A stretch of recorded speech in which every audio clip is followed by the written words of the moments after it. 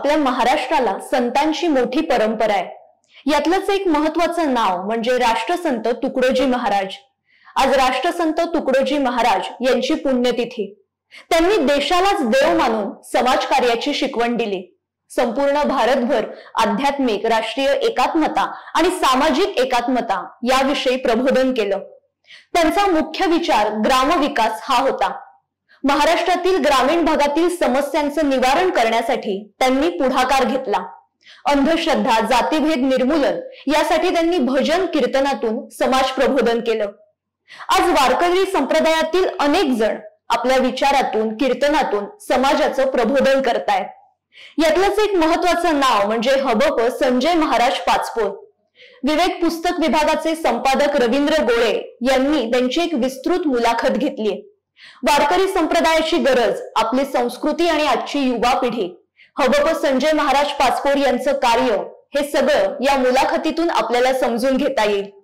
राष्ट्रसंत तुकडोजी महाराज यांच्या पुण्यतिथीनिमित्त आपल्या साप्ताहिक विवेकच्या प्रेक्षकांसाठी ही खास मुलाखत। नमस्कार। साप्ताहिक विवेकच्या डिजिटल विभागाच्या माध्यमातून आज आपल्यासोबत हबप संजय महाराज पाचपोर नमस्कार जोडलेले आहेत। आपल्या परंपरेत असं म्हटलं जातं की साधू संत येती घरा तोची दिवाळी दसरा। आज संजय महाराजांच्या माध्यमातून साप्ताहिक विवेकच्या कार्यालयात आणि साप्ताहिक विवेकच्या माध्यमातून आपल्या सगळ्यांच्या घराघरात वारकरी विचाराचे पाईक आणि वारकरी विचारासाठी सदैव काम करणारे, प्रबोधन करणारे, भजन कीर्तनाच्या माध्यमातून युवा पिढीला घडवणारे, प्रबोधनाबरोबरच गोसेवेचा विषय असेल, जे निराधार आहेत, अंध अपंग आहेत, यांच्यासाठी सेवेचं काम करणारे असं संजय महाराज आज आपल्यासोबत आहेत। स्वाभाविकच एक वारकरी संप्रदाय आणि त्याची परंपरा आपल्या महाराष्ट्राला सगळ्यांना माहिती आहे। ज्ञानोबा माऊलींपासून संत सेवायोगी गाडगे बाबांपर्यंतची आपण संत मालिका म्हणतो, या मालिकेचा वारसा पुढे घेऊन जाणारे जे काही महत्त्वाच्या व्यक्ती महाराष्ट्रात आहेत त्यामध्ये संजय महाराजांचा समावेश करावा लागतो। आज संजय महाराजांशी संवाद करताना ही जी वारकरी परंपरा आहे आणि आपण त्याचे पाईक आहात, त्याचा जो प्रवाह आहे गंगेसारखा, त्याचं थोडक्यात आपल्याला सांगायचं असेल युवा पिढीसाठी तर काय सांगता येईल? नाही, हा प्रवाह अत्यंत महत्त्वाचा आहे। गंगेचा जसा प्रवाह शरीर शुद्धीसाठी आहे, तसा हा वारकरी संप्रदायाचा ज्ञानोबारायापासून चालू असलेला प्रवाह हा लोकांच्या मनशुद्धीचं काम करत असतो। आणि हा प्रवाह महाराष्ट्रामध्ये अखंड चालू आहे। आणि वारकरी संप्रदायाच्या प्रवाहामध्ये अनेक लोक आहेत। आणि खरं म्हणजे ते प्रवाहामध्ये वाहणारे लोक नाहीत, प्रभावात आणणारे लोक आहेत। काही प्रवाहात वाहून जातात, पण तसं नाही। म्हणजे वारकरी संप्रदाय अंधश्रद्धेच्या प्रवाहात कधी वाहला नाही। वारकरी संप्रदायाने या गोष्टीवर कधी विश्वास ठेवला नाही। तुकाराम महाराजांनी असं म्हटलं, शेंदरी हिंदरी दैवते कोणती पूजी भूते खेते, आपल्या पोटाशी रडते मागतीशी ते अवधान। अरे जे आपल्यालाच काही मागतात ते आपल्याला काय देणार आहेत? म्हणून या अंधश्रद्धेवर, या परंपरेने कधीही विश्वास ठेवला नाही। अत्यंत डोळस परंपरा, सगळ्यांना घेऊन चालणारी परंपरा। मला असं वाटते या जगाच्या पाठीवर जर कोणची असेल तर महाराष्ट्रातली वारकरी संप्रदाय। या संप्रदायाचं किंवा या परंपरेशी आपण जोडले कसे गेलात? म्हणजे त्याचा कधी कधी संजय महाराज पाचपोर महाराष्ट्रभर जेव्हा वारकरी संप्रदायाचा विचार पोहोचवतात तेव्हा त्याची मुळं कुठे जुळलेली आहेत, हाही एक युवा पिढीला समजून घेण्याचं काय होतं की ह्या सगळ्या गोष्टी घरापासूनच असतात। आमचे वडील वारकरी, त्यामुळे आम्हाला लहानपणापासून ही आवड उत्पन्न झाली। आमची आजी खूप चांगली होती। आमची आजी खूप वारकरी संप्रदायाला मानणारी होती आणि त्यामुळे आमच्या इथं साधू संत येत राहिले, त्यांची गोडी आम्हाला लागत गेली। आणि त्यांना प्रश्न काही विचारले गेले की बा तुम्ही कुठं शिकलात, त्यांनी आम्हाला मार्गदर्शन केलं। नंतर आम्ही या मार्गामध्ये, या प्रवाहामध्ये आलो। अगोदर आम्ही वारकरी शिक्षण संस्था श्री संत गजानन महाराजांच्या त्या ठिकाणी 4 वर्ष अभ्यास केला, शेगावला। नंतर आमचे गुरुवर्य पुंडलिक महाराज जंगले शास्त्रीजी यांच्याकडे अध्ययन केलं, आळंदीला अध्ययन केलं. नंतर आम्ही आता कथा कीर्तनाच्या निमित्ताने लोकांची सेवा करत असता. हे करत असताना जसं तुम्ही प्रबोधन करता, कीर्तन करता, कथा करता, वेगळ्या वेगळे सप्ताह असतात, त्यात सहभागी होता आणि मार्गदर्शन करता, पण हे वैचारिक प्रबोधन किंवा परंपरेचा गंगा पुढे घेऊन जाण्याचं काम करता तुम्ही, भगीरथ म्हणून वारकरी याच्यातलं. पण स्थायी स्वरूपाचंही काही काम वेगळ्या वेगळ्या ठिकाणी, जसं गोसेवेचं काम आहे, ते जे तुम्ही करता त्याचं स्वरूप काय आहे, ते का करावं? कारण महाराष्ट्रात अनेक महाराज आहेत, पण ते प्रबोधनकार म्हणूनच समाजासमोर येतात. असं स्थायी स्वरूपाचं काम करावं वाटणं आणि त्याच्या मागची भूमिका काय झालं की खरं म्हणजे मला हे गोसेवेचं काम करायची इच्छा झाली, याचं कारण तुम्हाला सांगतो. आम्ही प्रवासामध्ये होतो आणि सकाळी सकाळी एक टेम्पो आमच्या समोर उभा होता आणि तो गेल्याशिवाय आम्हाला पुढे जाता येत नव्हतं. आणि त्यामध्ये गायी भरलेल्या होत्या कसायाने. त्यातल्या एका गाईचा पाय बाहेर आलेला होता आणि असं वाटलं की पाय आहे, काहीतरी आहे, आणि तो बा येईल आणि त्या गाईला व्यवस्थित करेल, कोणातरी शेतकऱ्याचा टेम्पो असेल. पण तेव्हा कोयतं घेऊन खाली उतरला, त्याने खाटकन तो पाय कापला आमच्या. तेव्हा आम्हाला चेतना निर्माण झाली की आपण गाईवर काम केलं पाहिजे. आणि नंतर गाईवर काम करायचं, पण कसं करायचं? वैयक्तिक एखादी गोशाळा करायची का? वैयक्तिक एखाद्या ठिकाणी काम करायचं का? तर आम्ही ज्या गोशाळेशी अगोदर जुटलो ते आमची अकोल्याची आदर्श गोशाळा. आणि तिथले त्याचे जे नेते आहेत ते आमचे लालाजी खंडेलवाल. त्यांनी असं म्हटलं की महाराज, तुम्ही गोशाळा एक केल्यापेक्षा तुम्ही अनेक गोशाळेकडे लक्ष द्या, त्याचं संवर्धन करा. आणि ते विचार घेऊन मग 1, 2, 3, 4 असं करता करता आता 70 गोशाळा आपल्याकडे आहेत. म्हणजे आपण खऱ्या अर्थाने त्यांचं स्वीकार करून त्याचं संवर्धन करतो आणि स्वावलंबनाकडे त्यांना घेऊन जातो. अशा 70 गोशाळा आता आपल्या संपर्कामध्ये आहेत आणि त्याचं आपण काम करतो. आणि हे केलं पाहिजे. महत्त्वाचा प्रश्न म्हणजे हे केलं पाहिजे. काय असते बघा, आपली संस्कृती ग्रंथामध्ये आहे. ग्रंथ आपल्याला संस्कार देण्याचं काम करतायत. मी म्हणतो की व्यासपरिणीत असा एकही ग्रंथ नाही की ज्या ग्रंथामध्ये गायीचं महत्त्व नाही. एकही ग्रंथ नाही. मी तुम्हाला हजारो श्लोक सांगेल. शृंगमूले स्थितो ब्रह्मा, शृंगमध्ये तू केशवा, शृंगाग्रे शंकर विद्या, त्रयो देवा प्रतिष्ठिता. महाभारताने सांगितलं, रामायणाने सांगितलं, गो द्विजते नु देव हितकारी, कृपा सिंधू मानुष तनुधारी. रामायणाने सांगितलं. आणि आध्यात्मिक रामाने अनेक ग्रंथामध्ये नाथ महाराजांनी सांगितलं, या लागी गाय आणि सज्जन, माझा जाण जीवप्राण, माझे पूजेचे अधिष्ठान, सुलभ जाणे येदुनी. म्हणजे आध्यात्मिक दृष्ट्या सुद्धा गायीचं संरक्षण होणं महत्त्वाचं आहे. सामाजिक दृष्ट्या सुद्धा गायीचं संरक्षण होणं महत्त्वाचं आहे. आणि हा देश कृषीप्रधान असल्यामुळे या देशामध्ये गायीचं संरक्षण आणि संवर्धन होणं अत्यंत महत्त्वाचं आहे. आणि म्हणून आम्ही ते कामाला लागलो. आता 70 गोशाळा तसं म्हटलं तर आकडा छोटा आहे, आणि म्हटलं तर तुम्ही ज्या पद्धतीने काम करता त्या तुलनेने तो आकडा खूप मोठा आहे. तुम्ही जे काम करता ती गोशाळा संवर्धन करणं, त्याला सक्षम करणं, स्वावलंबी करणं म्हणजे काय हे जरा नाही. काय असते, आता ह्या गोशाळा 70 असल्या तरी याच्यातल्या गोधन 17,500 ते 18,000 गोधन आहे प्रत्येक गोशाळे. म्हणजे काही ठिकाणी 300 आहेत, काही ठिकाणी 400, काही ठिकाणी 500 अशा गायी आहेत, गोधन आहे. काय असते स्वीकार म्हणजे बाबा हा जो गो चालवणारा आहे, म्हणजे गोशाळा चालवणारा आहे, त्याचं गायीवर प्रेम आहे का नाही, तो गायी चांगला सांभाळतो का नाही, गायीला चरातीला जागा आहे का नाही, इथं त्याची स्वतःची जागा आहे का नाही, असं थोडंसं परिशीलन करायचं. नंतर त्याला स्वीकारायचं. आणि स्वीकारल्यानंतर मग संवर्धन म्हणजे शेड आहे, गव्हाणी आहे, चारा आहे, अशा पाण्याची व्यवस्था आहे. मग हे संवर्धन. आणि संवर्धन झाल्यानंतर मग काही गोशाळा स्वावलंबी झाल्या पाहिजेत. मग त्यात धूपबत्ती आहे, त्याच्यामध्ये उत्पादनाच्या बाबतीत अशा संवर्धन, अशा पद्धतीने संवर्धन झालं पाहिजे असा आम्ही विचार करतो. आणि हे सगळ्यांना मिळून आम्ही करतो. आमच्या व्याख्यानातून, आमच्या बोलण्यातून काही लोक प्रेरणा घेतात आणि तेही मदत करतात.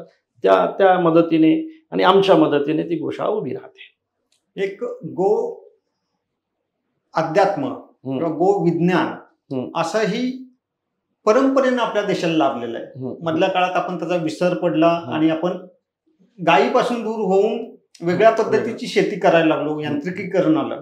त्याचे परिणाम म्हणून आपल्याला मागच्या 10-15 वर्षात मोठ्या प्रमाणात दिसायला लागलेत. पुन्हा गो आधारित शेती किंवा गो आधारित कृषी याच्याकडे जाण्यासाठी प्रबोधनकार म्हणून, कीर्तनकार म्हणून तुम्ही काय सांगता? नाही, गो आधारित शेती आपली पूर्वी होती आणि पुढेही आपल्याला गो आधारित शेतीच करावी लागणार. गो आधारित शेती केल्याशिवाय आपण पुढे जाऊ शकणार नाही. ज्ञानोबारांची गोवी सांगतो मी तुम्हाला. कृषी गौरक्ष वाणिज्य या श्लोकावर लिहित असताना माऊलीने सांगितलं की किंबहुना कृषी जिने आणि गोधने राखोनी वर्तने. शेती पिकली पाहिजे, याहीपेक्षा आपली शेती पुढे पिकण्यासाठी जिवंत राहिली पाहिजे. जिवंत राहिली पाहिजे. जर समजा ती जिवंत नाही राहिली आणि पुढे जर ती हे खत, रासायनिक खत वापरून जर मृत अवस्थेमध्ये गेली तर ती पिकणारच नाही ना. माणूस जिवंत राहणं महत्वाचं आहे ना भविष्यामध्ये. तशी शेती जिवंत राहणं महत्वाची आहे. शेती असेल तर आपण आहोत, आपण जेवण करून जिथं आलो याचा अर्थ शेतीतूनच आलो, शेतीतूनच सगळं जेवण आलं. ते शेती जिवंत राहण्यासाठी मी नक्की सांगतो की या देशातली गाय जिवंत राहिली पाहिजे. त्याशिवाय भविष्यातली शेती जिवंत राहणार नाही. हे मी बोलत नाही, ज्ञानोबा सांगतो. विदर्भ हा जसा वेगळ्या वेगळ्या संतांचा, म्हणजे विदर्भाचं वैशिष्ट्य की प्रत्येक जिल्ह्यात, प्रत्येक तालुक्यात एक संतांचं संस्थान किंवा मठ आहे. शिवाय गाडगेबाबांनी सुद्धा अकोला आणि अमरावतीच्या बॉर्डरवर असणाऱ्या ऋणमोचनला सेवा कार्याचं काम सुरू केलं होतं. म्हणजे तो एक परंपरा आहे विदर्भाची, काय संपूर्ण वारकरी संप्रदायाची, की नुसतं प्रबोधन करायचं नाहीये तर लोकांना दिशा द्यायची आणि त्याच्यासाठी प्रत्यक्ष काम करायचं आहे. तुम्हीही दीर्घकाळ वारकरी संप्रदायाचे कीर्तनकार, प्रवचनकार, कथावाचक म्हणून वेगळ्या वेगळ्या ठिकाणी प्रवास करताय आणि हा वारकरी संप्रदायाचा भागवत विचार सर्वदूर पोहोचवत आहे. पण त्याला जोडून प्रत्यक्ष कृती, म्हणजे असं नाही की असं करा म्हणून सांगणं इथं न होता ते सांगितलेलं प्रत्यक्षात कसं येईल याच्यासाठी जे तुमचे प्रयत्न चालू आहेत आणि वेगळ्या वेगळ्या ठिकाणी आहेत, वेगळ्या वेगळ्या स्वरूपाचे आहेत, तर ते काय आहेत? नाही, काय आहे की आता संप्रदायात कथा कीर्तन करत असताना आपण कुठंतरी प्रयोगशील काम केलं पाहिजे, कुठंतरी कामामध्ये उतरलं पाहिजे. त्यातलाच एक प्रयोग म्हणजे गोसेवा आहे. आता गाईला लोकांनी धर्माशी जोडलो तो भाग वेगळा आहे, पण खरी म्हणजे ते सामाजिकताच आहे. म्हणजे अत्यंत गाय वाचणं ही गोष्ट महत्त्वाची आहे. तो एक विषय आहे. काय झालं, ज्ञानोबारा एका ठिकाणी असं म्हणतात, तुकोबारा एका ठिकाणी असं म्हणतात, सत्य बोले मुखे दुखवी अनेकांच्या दुःखे. दुसऱ्याच्या दुःखाने आपण दुःखी होणं हे विष्णूची महापूजा आहे. ज्ञानोबाराय सुद्धा असं म्हणतात, पायी काटा नेहटे ती व्यथा जीवी उमटे, तैसा पोडे संकटे पुढीलाचेने. आपल्या पायामध्ये काटा रुतल्यानंतर आपल्याला जितक्या त्वरेने दुःख होते तितक्या त्वरेने दुसऱ्याचं दुःख आपल्याला आपलं वाटलं पाहिजे. आणि या माध्यमातून थोडा विचार करत असताना काय असते, जो आपला हेतू असेल, मानसिक आपली इच्छा असेल, ती इच्छा कुठंतरी आपल्याला काही म्हणजे देव पूर्ण करून घेत असताना दिसतो असं मला वाटतं. तर आपल्याकडे एक बेवारस मानसिक मनोरुग्णांचा प्रकल्प आहे, सेवा संकल्प म्हणून त्याचं नाव आहे. हा तो प्रकल्प माझा नाही, तो प्रकल्प आहे नंदू पालवे, आरती पालवे यांचा. पण तो प्रकल्प मला दिसल्यानंतर तो प्रकल्प अत्यंत अशा अवस्थेमध्ये होता की बाबा हे कसं काय चालवणार आता. तो बेवारस मानसिक मनोरुग्णांचा प्रकल्प आहे. तो प्रकल्प मला आवडला, तो प्रकल्प मी स्वीकारला आणि अनेक लोकांच्या माध्यमातून त्या ठिकाणी आता जे काही काम झालं, म्हणजे मी ज्यावेळेला गेलो त्यावेळेला 17, 18, 20 त्या ठिकाणी मनोरुग्ण होते. आता त्या ठिकाणी 310 मनोरुग्ण आहेत. त्यांची सेवा करण्याची संधी प्राप्त झाली. आपण मनोरुग्णाला नाही सांभाळू शकत, पण जो मनोरुग्णाचं काम करत असेल, हे चांगलं काम करत असेल, त्याला आपण मदत करायची. दुसरा एक प्रकल्प आहे की तो पीडित महिलांवर काम करतो, तिथं आपण मदत करायची. आणखी एक प्रकल्प आहे तो अनाथ मुलांवर काम करतो, एकल अनाथांवर काम करतो, तिथं आपण मदत करायची. म्हणजे आपण एखादा प्रकल्प उभारून त्या प्रकल्पाला स्वरूप देण्यासाठी जे आपलं काही आयुष्य खर्च होणार आहे ते खर्च न करता जिथं प्रकल्प चालू आहे तिथं पोचायचं आणि तिथं त्याला उभं करायचं. म्हणजे ध्येय एवढंच की बाबा या मनोरुग्णांची सेवा झाली पाहिजे. ध्येय एवढंच, पीडित महिलांची सेवा झाली पाहिजे. हे ध्येय घेऊन असे काही सामाजिक प्रकल्प त्या ठिकाणी आपण विचारात घेतले. आता विषय असा आहे की मंदिर बांधलं पाहिजे, मठ असला की मंदिर असलं पाहिजे. पण आम्ही असा विचार केला की बाबा आपण नवीन मंदिर बांधल्यापेक्षा आपण जीर्ण मंदिराचा उद्धार करू शकतो का. म्हणून आम्ही आमच्या परिसरातले 24 तालुके विचारात घेतले. प्रत्येक आमचे कार्यकर्ते आहेत, महाराज मंडळी आहेत, खरं म्हणजे ते सगळं काम करतायत. मी फक्त तिथं जाऊन त्यांची सगळ्यांची सभा घेऊन त्यांना मार्गदर्शन करण्याचं काम करतो. ही सगळी महाराज मंडळी काम करतायत. आता साप्ताहिक महाआरतीचं काम सुद्धा सगळी आमची महाराज मंडळी करतायत. आम्हाला त्या गावात घेऊन जातात, म्हणजे त्यांचं जास्त श्रेय याच्यापेक्षा माझ्यापेक्षा सुद्धा. आणि मंदिर जीर्णोद्धार हा विषय 11 पासून चालू आहे. काही सामान्य कार्यकर्ते आहेत आमचे त्याच्यामध्ये, ते सुद्धा त्याच्यासोबत काम करतायत, आम्हाला त्या गावामध्ये घेऊन जाणं वगैरे. तर 11 पासून आमचं मंदिर जीर्णोद्धाराचं काम चालू आहे. आज जवळजवळ 450 पेक्षा जास्त मंदिरांचा जीर्णोद्धार झाला. मंदिर बांधलं पाहिजे, मंदिर असलं पाहिजे, तेथे देवाचं अधिष्ठान असलं पाहिजे, छत्रपती म्हणतायत. पण मला असं वाटतं की नवीन बांधल्यापेक्षा जीर्ण चांगलं झालं पाहिजे ना. तुकोबारायाने सुद्धा हेच सांगितलं, देवाचे देऊळ होते जे भंगले, चित्तासे आले करावे ते. हे भंगलेलं मंदिरच महाराजांनी, देऊचं मंदिर महाराजांनी बांधलं. ज्ञानोबारायांच्या मंदिराचा गाभारा सुद्धा महाराजांनीच बांधला. म्हणजे जीर्ण मंदिराचा उद्धार हा एक विषय घेऊन आम्ही गावापर्यंत पोहोचलो. जवळजवळ 450 ते 450 मंदिरापर्यंत ही आता प्रक्रिया पुढे चालली. आपण किती मंदिरं बांधले असते? नवीन 5-6 झाले असते. हे 400-450 झाले. ही फार मोठी उपलब्धी आहे. सातपुड्यातले मंदिरं तर आम्ही स्वखर्चाने बांधले. काही आमची मित्रमंडळी सोबत होती, त्यांनी आणि आम्ही स्वखर्चाने ते मंदिर उभे केले. विषय असा आहे, संप्रदायामध्ये मंदिर बांधलं पाहिजे, पण नवीन बांधल्यापेक्षा जीर्ण मंदिराचा उद्धार केला पाहिजे. आपण अनाथांची सेवा केली पाहिजे, दीनदुबळ्यांची सेवा केली पाहिजे, पण आपण ती स्वतः उभी केल्यापेक्षा ज्या ठिकाणी करतात त्यांना मदत केली. हे सूत्र. आणि बालसंस्कार शिबिर, आज बालसंस्कार शिबिर ही जी परंपरा आहे, ही परंपरा आमचे वैकुंठवासी सद्गुरू हरिभक्तीपरायण वासुदेव महाराज आडगावकर, ते जोग महाराज संस्थेचे माजी विद्यार्थी, त्यांनी ही परंपरा चालू केली. 55 वर्ष सतत त्यांनी बालसंस्कार शिबिर घेतले. आणि ती प्रेरणा घेऊन बाबा हे संस्कार शिबिर आणखी महाराष्ट्रापर्यंत पोहोचले पाहिजेत, महाराष्ट्राच्या बाहेर गेले पाहिजेत, याचा आम्ही विचार केला. आणि जवळजवळ गेल्या 15-17 वर्षापासून आम्ही सतत यासाठी प्रवास करतो. आता 300 शिबिरापर्यंत शिबिर झाले. यावर्षी आपल्या बालसंस्कार शिबिरामध्ये जवळजवळ 23 ते 25 हजार विद्यार्थी होते. त्यासाठी आम्ही एक पुस्तकी छापली. ती पुस्तक आपण प्रत्येकाला देतो, प्रत्येक विद्यार्थ्याला देतो. मी असं म्हणतो की काम करत असताना वैयक्तिक एखादं काम केल्यापेक्षा जिथं चांगलं काम चालू असेल तिथं पोहोचायचं, हे आम्ही सूत्र धरलं. आणि याच्यातून मग सगळ्या गोशाळा उभ्या राहिल्या, याच्यातून सगळे मंदिर उभे राहिले, याच्यातून बालसंस्कार शिबिर उभे राहिले, याच्यातून हे जे सामाजिक काही प्रकल्प आहेत हे उभे राहिले, याच्यातूनच काही आश्रम आहेत की जिथं चांगलं शिक्षण दिले जाते ते उभे राहिले. अशा पद्धतीने हे काम चालू आहे. आणि हे असं काम केलं पाहिजे असं संप्रदायाचं सुद्धा म्हणणं आहे. संप्रदायाचं स्पष्ट म्हणणं असं आहे की निर्वाहापुरते अन्न आच्छादन आणि आश्रमाशी स्थान कोपीगुहा. किती असलं पाहिजे माणसाजवळ? महाराज म्हणतात निर्वाहापुरतं असलं पाहिजे, अन्न आणि आच्छादन, त्याच्यापेक्षा जास्त नको. निर्वाहापुरते अन्न आच्छादन. आणि आश्रम कसा असला पाहिजे? आश्रमाशी स्थान कोपीगुहा. मग गृहस्थ्याचं जीवन अन्न आच्छादनापुरतं असलं पाहिजे, जास्त अपेक्षा नसली पाहिजे. आणि पारमार्थिकाचं जीवन त्याची कोपीगुहा असली पाहिजे. म्हणजे जास्त मोठा मठ असावा असं महाराजांचं सुद्धा मत नाही. तिथं निगूढ मठ व्हावा का शिवालय, न दिसणारा मठ असावा, ज्ञानोबाराय म्हणतायत. मग वैयक्तिक सगळं साम्राज्य उभं केल्यापेक्षा जी गरज आहे तिथं पोचणे हा आमच्या थोडासा आवडीचा विषय झाला. आणि मग त्या पद्धतीने आम्ही पुढे चालत राहिलो. जेव्हा तुम्ही शेताचा, कृषी क्षेत्राचा असा अभ्यास करताना त्याला अध्यात्माशी जोडता, तेव्हा स्वाभाविकच ज्या समाजात आपण काम करतो, ज्या समाजात प्रबोधन करतो आणि शेतीचा विषय, गायीचा विषय त्या समाजात घेऊन जातो, त्या समाजाची आजची स्थिती काय आहे?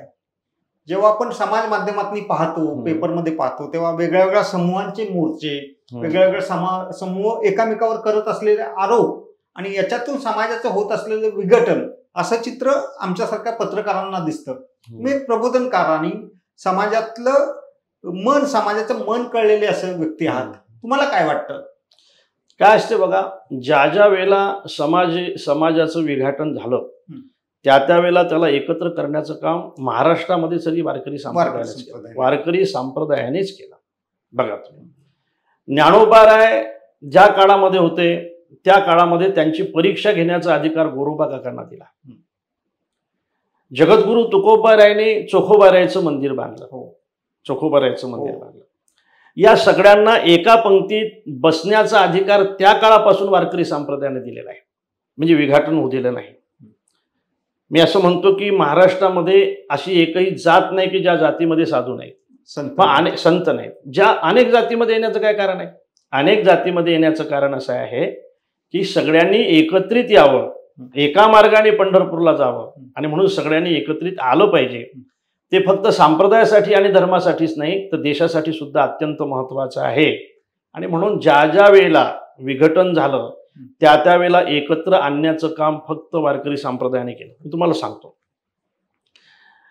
आमच्या दिंडीमध्ये विनेकरी असतो, त्याला फेटा बांधला जातो, त्याच्या गळ्यामध्ये विणा दिला जातो.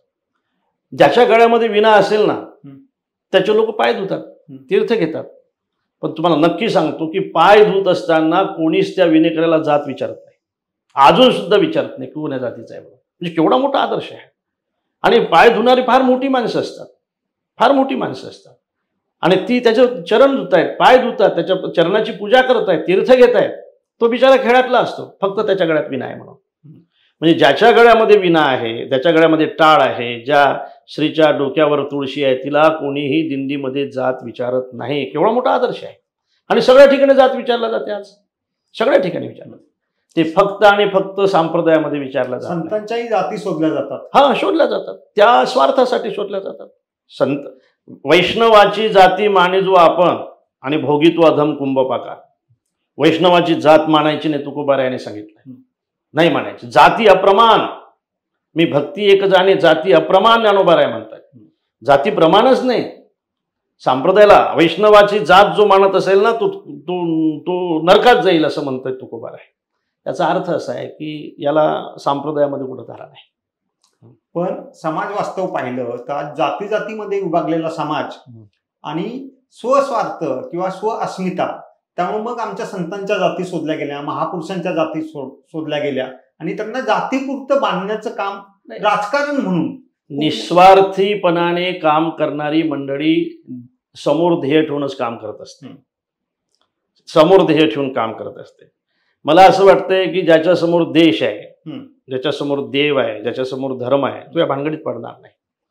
पण ज्याच्यासमोर फक्त स्वार्थ आहे, ज्याच्यासमोर फक्त आपली खुर्ची आहे, ज्याच्यासमोर फक्त आपलं नाव आहे, ती माणसं यामध्ये सापडतात. आपण याच्यातून बाहेर पडण्याचा मार्ग काय?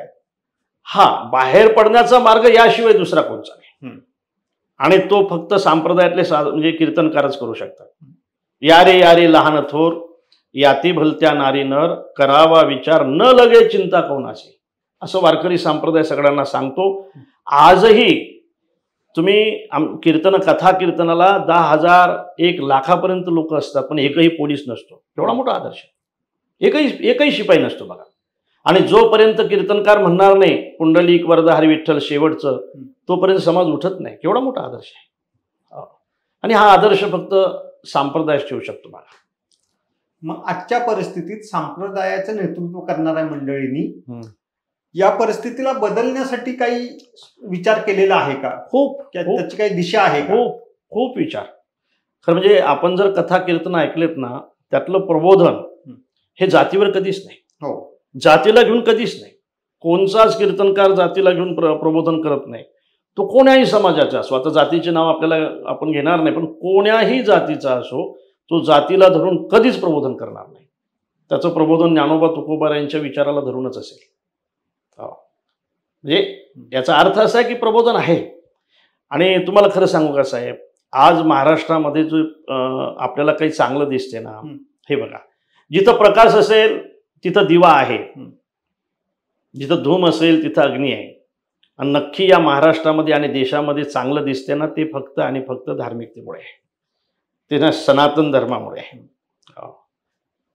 मग हा जो सनातन धर्म किंवा धार्मिकता सातत्यानं जर लोकांसमोर म्हणजे जे सर्वसामान्य माणसं आहेत त्यांना जाणवली, त्यांना पटली, तर ती जास्त प्रज्वलित होऊन जास्त चांगला समाज निर्माण होऊ शकतो. याच्यासाठी मग काही सातत्यानं एकत्रीकरण करणं किंवा असे काही म्हणजे जसं साप्ताहिक मिलन असेल किंवा साप्ताहिक आरतीचा विषय असेल असं काही आपल्या माध्यमातून आता काय की अनेक ठिकाणी कीर्तन असतात, सप्ते असतात, त्या ठिकाणी सगळं गाव एकत्र येते, 7-7 दिवस कीर्तन होतात, प्रबोधन होतं, त्याच्यातूनही परिवर्तन होतं.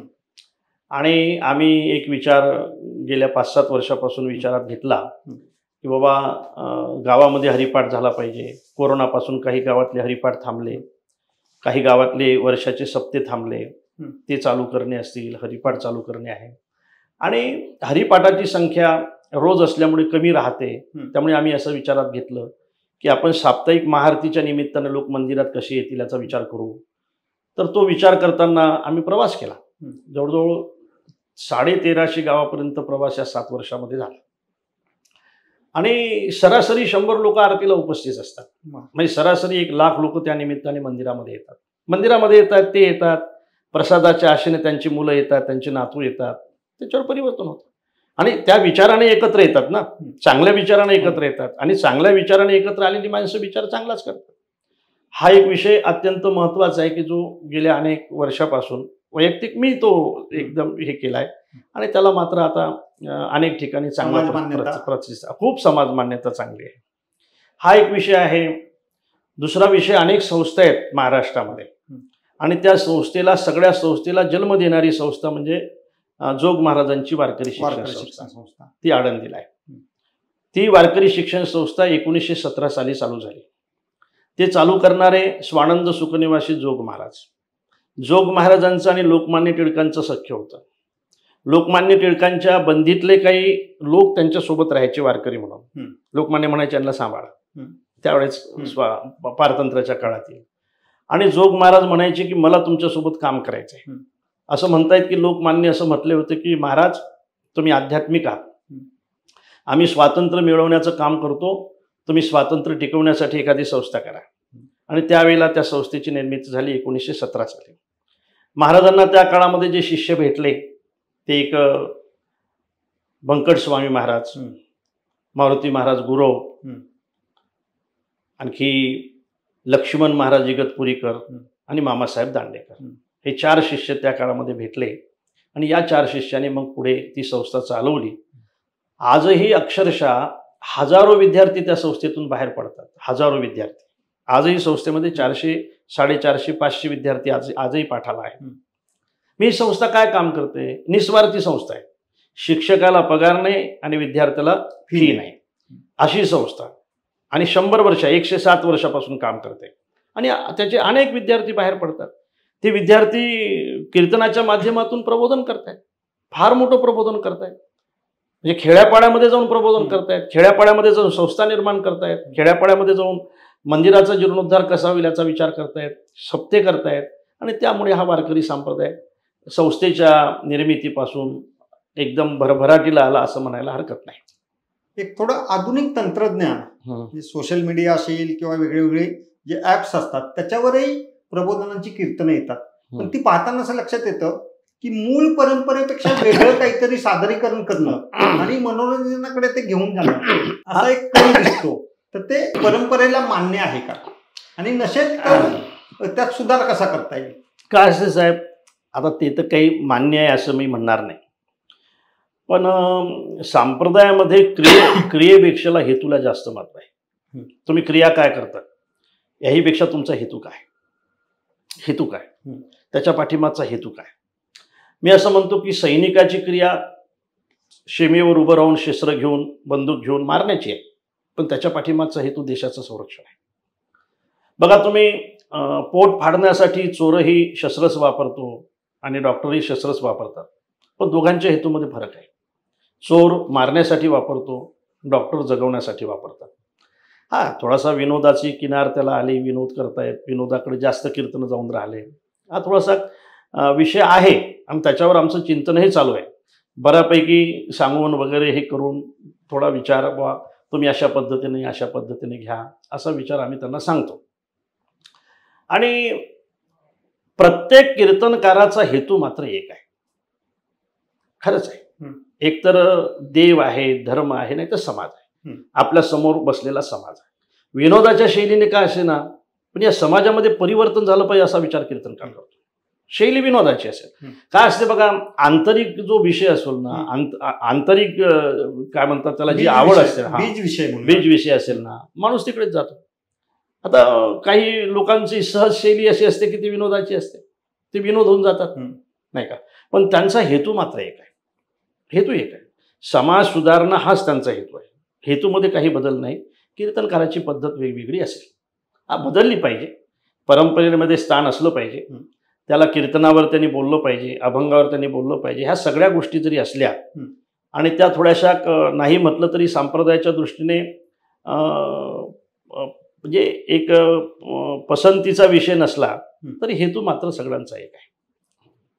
हा जो माऊलींच्या पसायदानाला घेऊन प्रबोधन करतो आपण, तेव्हा सर्वांचं सुख सर्वांना मिळावं, सर्वांचं तिमिर हरावं, अशी जेव्हा भूमिका घेऊन आपण प्रबोधन करतो आणि वारकरी संप्रदाय त्याच वाटेनं पुढे येत असतो, तेव्हा आजची युवा पिढी ही खूप वेगळ्या वेगळ्या याच्यातून अस्वस्थ आहे. त्यांचे वैयक्तिक प्रश्न आहेत, तंत्रज्ञानाचा मारा आहे, किंवा जुन्याशी कनेक्ट कसं व्हायचं याचं सूत्रच त्यांना मिळत नाही.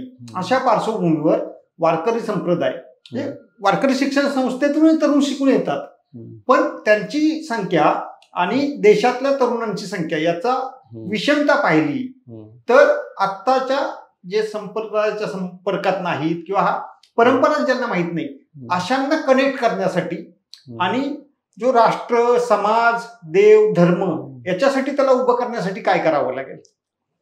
मी तर असं म्हणतो, तुमच्या चॅनलच्या माध्यमातून मी तरुणांना अशी विनंती करतो, ज्ञानेश्वरी हा ग्रंथ फार मोठा आहे, 9000 ओव्यांचा आहे.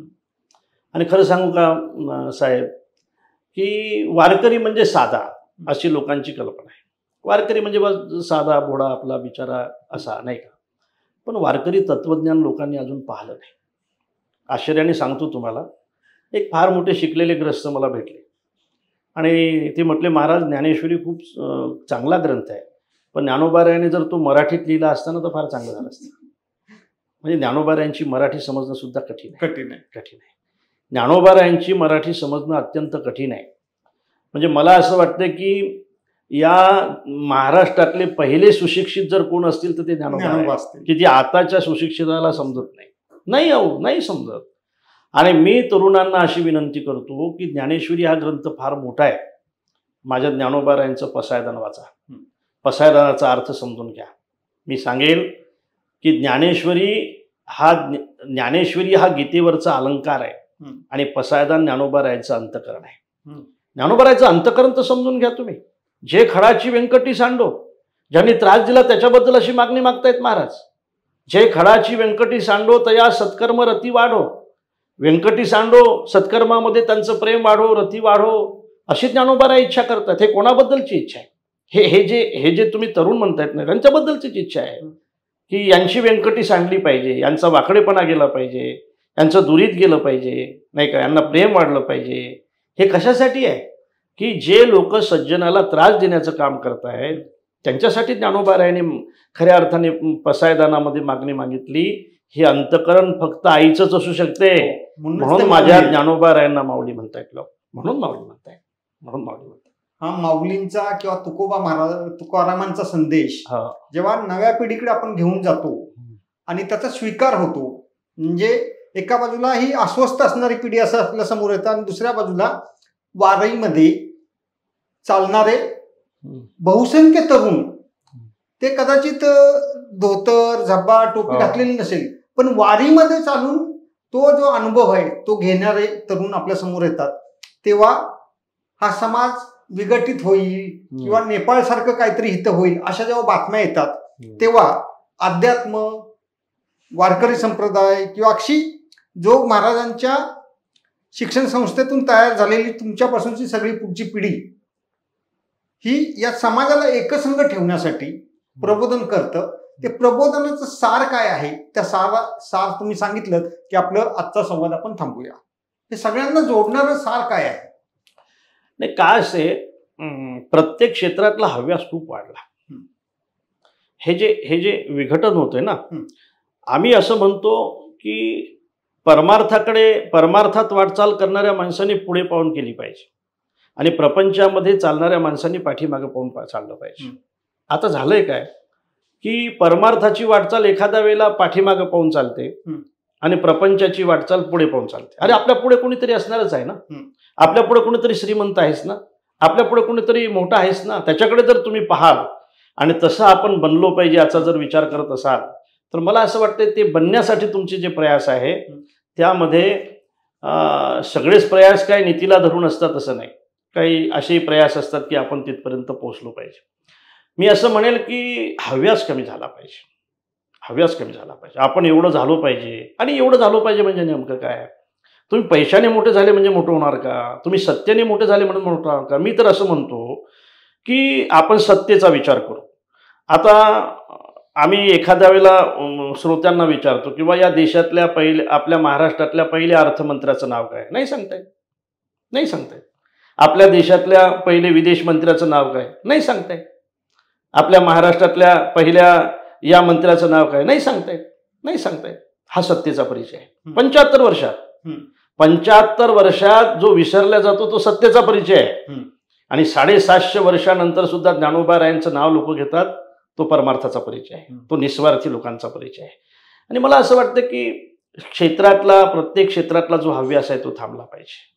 आपण कोणाचं तरी देणं लागतो, अरे तुम्ही हे करत असताना आपण देशाचं देणं लागतो असं कुठंतरी असलं पाहिजे ना. आपण कोणासाठी आहोत, आपण देशासाठी आहोत, आपण धर्मासाठी आहोत, आपण देवासाठी आहोत, हे लक्षात घेणं अत्यंत महत्त्वाचं आहे. आणि हे जोपर्यंत लक्षात येणार नाही तोपर्यंत मला असं वाटतं की हे वाटचाल खूप योग्य दिशेने राहील असं म्हणता येणार नाही. आणि म्हणून आमचा वारकरी संप्रदाय किंवा सनातन संप्रदाय हा सगळ्यांना घेऊन चालणारा संप्रदाय आहे. आणि मला असं वाटतं की याचं तत्त्वज्ञान काय असते की वारीमध्ये लोक चालतात तुम्ही म्हणताय, पण वारीमध्ये लोक चालतात त्यावेळेला ज्ञानोबारायकडे तुकोबारायकडे त्या गर्दीकडे लोक बाह्यांगाने पाहतात, पण अंतरातलं काय?